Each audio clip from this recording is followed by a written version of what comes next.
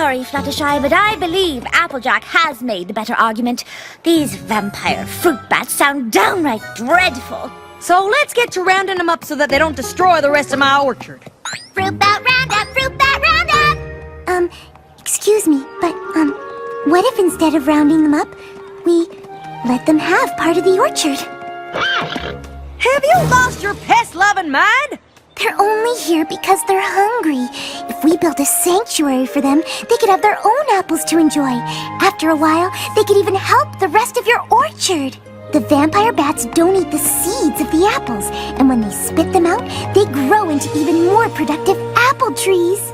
Listen, Fluttershy, that sounds real nice and all, but every second we spend building this so-called sanctuary is a second they'll spend destroying an orchard. You don't know what it was like the last time there was an infestation, but Granny Smith has told me enough stories about it that just the thought of it gives me nightmares.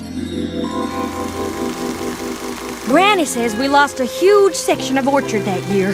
They had to ration out apples all winter. What about the cider? There was still cider, right? Not a drop. No cider? No cider? We need to round up these monsters and we need to do it now!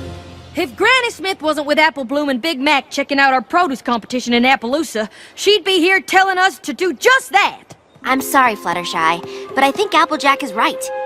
I just wish there was another way we could convince them not to eat them in the first place. Maybe there is. So, there's good news and bad news. The good news is that I found a spell that can get the vampire fruit bats to stop wanting to suck the juice from the apples. But in order for the spell to work, I need the bats' full and complete attention. Oh no. Fluttershy, I need you to do your stare on the bats. Oh gosh.